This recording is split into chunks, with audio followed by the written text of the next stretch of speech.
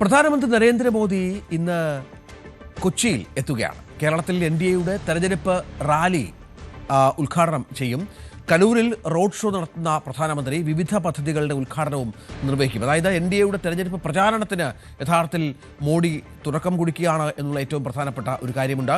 ഒപ്പം മറൈൻ ഡ്രൈവിൽ അഖില കേരള ധീവര സഭയുടെ സുവർണ ജൂബിലി സമ്മേളനം മോദി ഉദ്ഘാടനം ചെയ്യും. അതാണ് ഇന്നത്തെ ആദ്യ പരിപാടി. മറൈൻ ഡ്രൈവിൽ നിന്ന് ഡാനി പോളും കലൂരിൽ നിന്ന് നവമി ദിനേശും ഏറ്റവും പുതിയ വിവരങ്ങളുമായി ചേരും. മോദി വരുന്നതോടുകൂടി നിരവധി പദ്ധതികൾ പ്രഖ്യാപിക്കപ്പെടും എന്നുള്ള സൂചനകൾ കൂടിയുണ്ട്. ഇതിനുശേഷമായിരിക്കും അതിനുശേഷം വൈകുന്നേരം അദ്ദേഹം തമിഴ്നാട്ടിലേക്ക് പോവുകയാണ്. ഈ സന്ദർശനമൊക്കെ പൂർത്തിയാക്കിയ ശേഷമായിരിക്കും തെരഞ്ഞെടുപ്പ് പ്രഖ്യാപനം ഉണ്ടാവുക. എന്തെല്ലാം പ്രഖ്യാപനങ്ങൾ കേരളത്തിൽ ഉണ്ടാകും എന്നുള്ളത് ഏറ്റവും പ്രധാനപ്പെട്ട ഒന്നാണ്. അതിവേഗ റെയിൽപാത കേരളം പ്രതീക്ഷിക്കുന്നുണ്ട്. കേരളത്തിലെ ദേശീയപാതകളുമായി ബന്ധപ്പെട്ട പ്രഖ്യാപനങ്ങൾ പ്രതീക്ഷിക്കുന്നുണ്ട്. റെയിൽവേ പദ്ധതികളുമായി ബന്ധപ്പെട്ട ചില പ്രതീക്ഷകളുണ്ട്. ഒപ്പം നിരവധി കാര്യങ്ങളിൽ കേരളം ആഗ്രഹിക്കുന്ന, വർഷങ്ങളായി കാത്തിരിക്കുന്ന കാര്യങ്ങളുണ്ട്. അതൊക്കെ പ്രാവർത്തികമാകുമോ? അതുമായി ബന്ധപ്പെട്ട പ്രഖ്യാപനം മോദിയുടെ ഭാഗത്തുനിന്നുണ്ടാകുമോ? നിയമസഭാ തെരഞ്ഞെടുപ്പ് അടുത്തിരിക്കെ എന്താണ് കേന്ദ്ര സർക്കാർ കേരളത്തിനായി നൽകാൻ പോകുന്ന സമ്മാനങ്ങൾ എന്ന് നമ്മൾ കാത്തിരുന്ന് കാണണം. വലിയ പരിപാടിയാക്കാനാണ് ഇന്ന് തീരുമാനിച്ചിരിക്കുന്നത്. റോഡ് ഷോ അടക്കം നടത്തിക്കൊണ്ടാണ് നരേന്ദ്രമോദി ഇന്ന് കേരളത്തിലേക്ക് തൻ്റെ ലാൻഡിംഗ് ഉണ്ടാവുക എന്ന് വേണം മനസ്സിലാക്കാൻ. പ്രധാനപ്പെട്ട വിവരം അതുതന്നെയാണ്. ഡാനി പോൾ മറൈൻ ഡ്രൈവിലുണ്ട്. ഞാൻ മനസ്സിലാക്കുന്ന ഡാനി മറൈൻ ഡ്രൈവിലാണ് ധീവര സഭയുടെ പരിപാടി അല്ലേ? ആദ്യത്തെ പരിപാടി മറൈൻ ഡ്രൈവിലാണ്. അത് നമുക്കറിയാം, BJP രാഷ്ട്രീയ പരിപാടിയല്ല, ഒരു സംഘടനയുടെ പരിപാടിയാണ്. അതിനുള്ള ഒരുക്കങ്ങളൊക്കെ പൂർണ്ണമാകും. ആദ്യം മോദി എത്തുക നേരെ മറൈൻ ഡ്രൈവിലേക്കാണോ?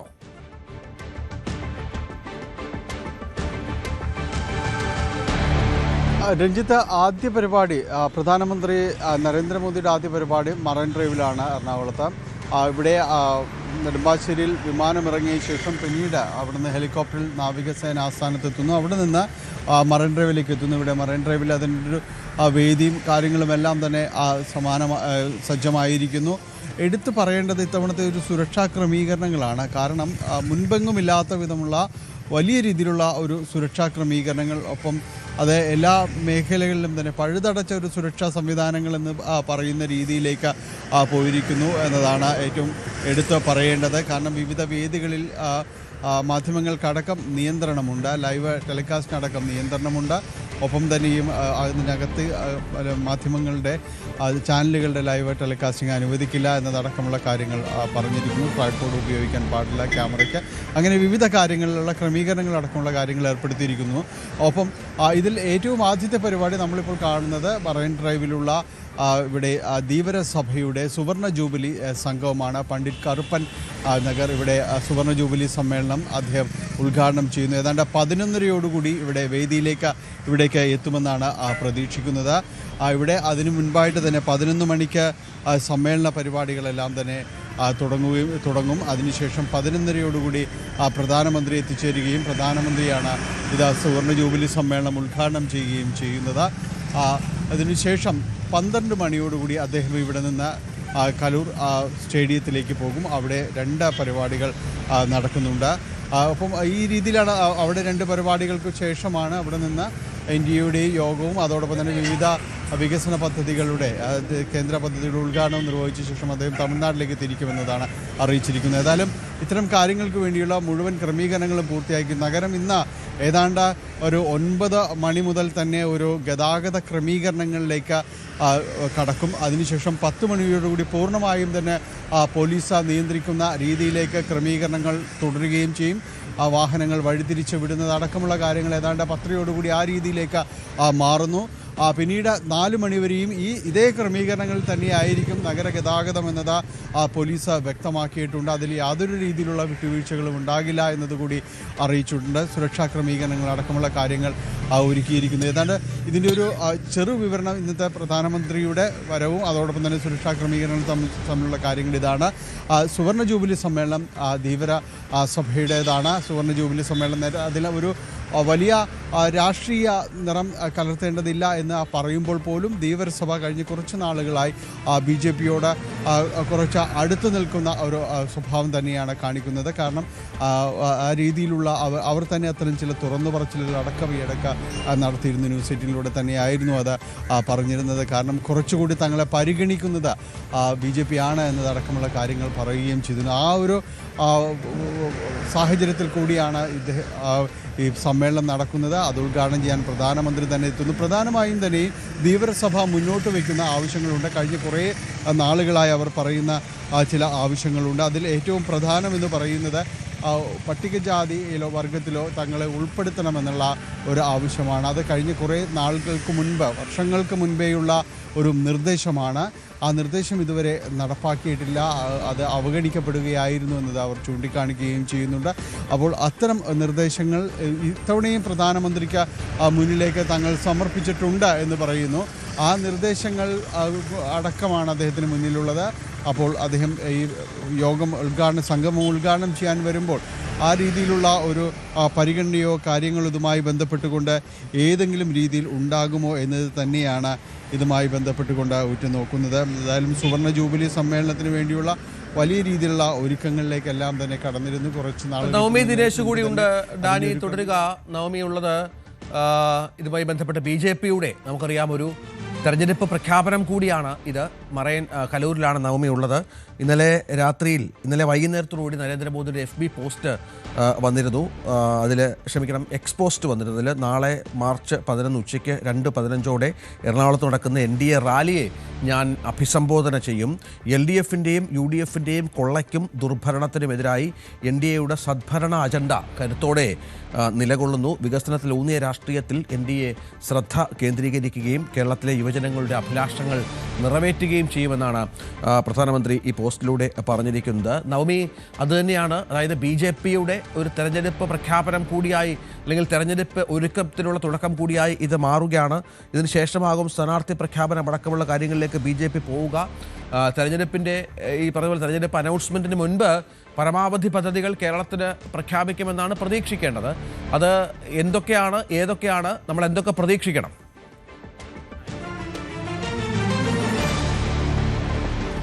രഞ്ജിത്ത്, ഞാനിപ്പോൾ നിൽക്കുന്നത് കലൂർ സ്റ്റേഡിയത്തിലാണ്. ഇവിടെയാണ് മോദിക്ക് 2 പരിപാടികളുള്ളത്. ഒന്ന് ഈ വികസനവുമായി ബന്ധപ്പെട്ട്, അതായത് കേന്ദ്ര സർക്കാരിന്റെ അടുത്ത പദ്ധതികളുടെ ഒരു പ്രഖ്യാപനം ഉണ്ടാകും. അത് ഊർജം, ഗ്രാമീണ കണക്ടിവിറ്റി, ഹൈവേ മേഖലകളിൽ 10,800 കോടിയുടെ വികസന പദ്ധതികളുടെ ഒരു ഉദ്ഘാടനവും അതോടൊപ്പം തന്നെ ശിലാസ്ഥാപനവും ഉണ്ടാകും.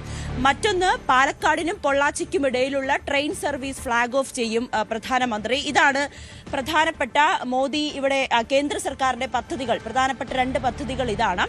മറ്റൊന്ന് വികസിത കേരളം മോദിക്കൊപ്പം എന്ന ഒരു മുദ്രാവാക്യം, അതായത് മാറ്റം തുടങ്ങാം വികസിത കേരളം മോദിക്കൊപ്പം എന്ന ഒരു മുദ്രാവാക്യവുമായിട്ടായിരിക്കും ഇത്തവണ തിരഞ്ഞെടുപ്പിനായി NDA ഒരുങ്ങിക്കഴിയുന്നത്. അതിൻ്റെയുള്ള ഔദ്യോഗികമായിട്ടുള്ള ഒരു ഉദ്ഘാടനം കൂടിയായിരിക്കും ഇന്ന് ഈ കലൂർ സ്റ്റേഡിയത്തിൽ നടക്കുക. രാവിലെ തന്നെ പ്രവർത്തകർ ഇവിടെ എത്തിയിട്ടുണ്ട്. 1.5 ലക്ഷത്തോളം പ്രവർത്തകരെ അണിനിരത്തിയുള്ള ഒരു പരിപാടി ആയിരിക്കും ഇവിടെ നടക്കുക എന്ന് നേരത്തെ തന്നെ BJP പറഞ്ഞിരുന്നു. ഇന്നലെ രാജീവ് ചന്ദ്രശേഖരനടക്കം ഈ സ്റ്റേഡിയത്തിൽ വന്ന് ഒരുക്കങ്ങളെല്ലാം നിരീക്ഷിക്കുകയും ചെയ്തു. നേരത്തെ ഡാനി പറഞ്ഞതുപോലെ തന്നെ വലിയ സുരക്ഷയാണ് ഈ പ്രദേശങ്ങൾ ആകെ ഒരുക്കിയിരിക്കുന്നത്. ഇന്നലെ 12 മണി മുതൽ തന്നെ വാഹനങ്ങൾക്കൊക്കെ ഭാഗികമായിട്ടൊരു നിയന്ത്രണം ഏർപ്പെടുത്തിയിട്ടുണ്ട്. നമ്മുടെ ഈ സ്റ്റേഡിയത്തിന്റെ മുൻവശത്ത് നിന്നും റോഡ് ഷോ ആയിട്ടായിരിക്കും മോദി ആദ്യം ഈ വികസന പദ്ധതികൾ ഉദ്ഘാടനം ചെയ്യുന്ന വേദിയിലേക്ക് പോവുക. അതിനുശേഷമായിരിക്കും BJPയുടെ പരിപാടിയിലെത്തി അവിടെ വെച്ചായിരിക്കും മോദി പ്രവർത്തകരെ അഭിസംബോധന ചെയ്യുന്നത്. എന്നാണ് കേരളത്തോട് എന്താണ് മോദിക്ക് പറയാനുള്ളത്? പ്രത്യേകിച്ച് തെരഞ്ഞെടുപ്പ് അടുത്തിരിക്കുന്ന സാഹചര്യത്തിൽ മോദി എന്തായിരിക്കും പ്രവർത്തകരോട് പറയുക, കേരളത്തോട് പറയുക എന്ന് ഉറ്റുനോക്കുകയാണ്. നമ്മളോടൊപ്പം കുറച്ച് BJP പ്രവർത്തകർ ചേരുന്നുണ്ട്. എവിടെന്നാ വരുന്നത്? രാവിലെ എത്തി. ഇന്ന് വലിയ ആവേശം തന്നെയാണ്. അതെ. എന്താണ് മോദി വരുമ്പോഴുള്ള നിങ്ങളുടെ പ്രതീക്ഷ എത്രമാത്രമാണ്? കേരളത്തിൽ വലിയൊരു മാറ്റം ഉണ്ടാകുമെന്ന് പ്രതീക്ഷിക്കണം. എറണാകുളത്തിൽ പ്രത്യേകിച്ചു അതുമായിട്ട് ബന്ധപ്പെട്ട് ഞങ്ങൾ പ്രവർത്തകരെല്ലാവരും വലിയ ആവേശത്തിലാണ്. രാവിലെ തന്നെ ഞങ്ങളുടെയൊക്കെ വീടുകളിലെത്തി ഇപ്പോൾ ഇവിടുത്തെ കാര്യങ്ങളുമായിട്ട് ബന്ധപ്പെട്ട ഒരു സേവനം എന്ന രീതിയിൽ രാവിലെ എത്തിയതാണ്. എത്രത്തോളം പ്രവർത്തകരാണ് നിങ്ങൾ? ഞങ്ങളുടെ ജില്ലയിൽ നിന്ന് തന്നെ ഒരു 20,000-ഓളം പ്രവർത്തകരുണ്ട്. എനിക്ക് തോന്നുന്നത് ഒരു 50,000-നും 75,000-നും ഇടയ്ക്ക് പ്രവർത്തകർ ഇവിടെ എത്തും എന്നാണ് എനിക്ക് തോന്നുന്നത്. അരൂരിന്ന് തന്നെയാണ്. മോദിയെ ആദ്യമായിട്ടാണ് അത് നേരത്തെ വന്നപ്പോഴും കണ്ടോ? മറൈൻ ഡ്രൈവിൽ കണ്ടിട്ടുണ്ട്, ധാരാളം പ്രാവശ്യം കണ്ടിട്ടുണ്ട്. അപ്പോൾ വലിയ പ്രതീക്ഷയോടെയാണ്, പ്രത്യേകിച്ച് തെരഞ്ഞെടുപ്പും കൂടി അടുത്തിരിക്കുന്ന സാഹചര്യത്തിൽ എത്രമാത്രം നമുക്ക് ആ പ്രതീക്ഷ, കേരളത്തിന് ഏതെങ്കിലും വിധത്തിലുള്ള പദ്ധതി പ്രഖ്യാപിക്കുമെന്നും നമ്മൾ പ്രതീക്ഷിക്കുന്നുണ്ടോ? ഉണ്ട്, പ്രതീക്ഷിക്കുന്നുണ്ട്. വികസിത കേരളം അത് തന്നെയാണ് ഞങ്ങളുടെ മുദ്രാവാക്യം. അതനുസരിച്ച് തന്നെ ഇന്ന് പ്രഖ്യാപനം ഉണ്ടാകുമെന്നാണ് ഞങ്ങളുടെ വിശ്വാസം. പ്രഖ്യാപിക്കും. അപ്പൊ എന്തായാലും വലിയ വിശ്വാസത്തിൽ തന്നെയാണ് പ്രവർത്തകർ. മോദിയുടെ ഈ ഒരു വരവ്, അതിൽ വലിയ രീതിയിലുള്ള ഒരു പ്രഖ്യാപനം ഉണ്ടാകും. പ്രത്യേകിച്ച് കേരളത്തിന്റെ വികസനത്തിലും ഒക്കെ ഒരു പ്രഖ്യാപനം ഉണ്ടാകുമെന്ന് പ്രതീക്ഷിക്കുന്നുണ്ട്. അങ്ങനെ തന്നെയാണ് ഇപ്പോൾ പ്രധാനമന്ത്രി നരേന്ദ്രമോദി എത്തുന്നു. അത് വലിയ പ്രതീക്ഷയാണ് BJP പ്രവർത്തകരെ സംബന്ധിച്ച്, പ്രത്യേകിച്ച് തെരഞ്ഞെടുപ്പ് കൂടി അടുത്തിരിക്കുമ്പോൾ. BJP പ്രവർത്തകരെ സംബന്ധിച്ച് മാത്രമല്ല, എല്ലാ ജനങ്ങളെ സംബന്ധിച്ചിടത്തോളം അദ്ദേഹം നല്ല പ്രതീക്ഷയാണല്ലോ. കാരണം നമുക്കറിയാം നമ്മൾ എന്തോരം ദുരിതങ്ങളാണ് ഇപ്പോൾ അനുഭവിച്ചുകൊണ്ടിരിക്കുന്നത്. അതിൽ നിന്നെല്ലാം ഒരു മാറ്റം വേണം. അപ്പോൾ പറയാതെ പറയുന്ന മറ്റു പലരുമുണ്ട്, അദ്ദേഹം വരണം, ഇനിയും തുടരണം എന്ന് പറയുന്നത്.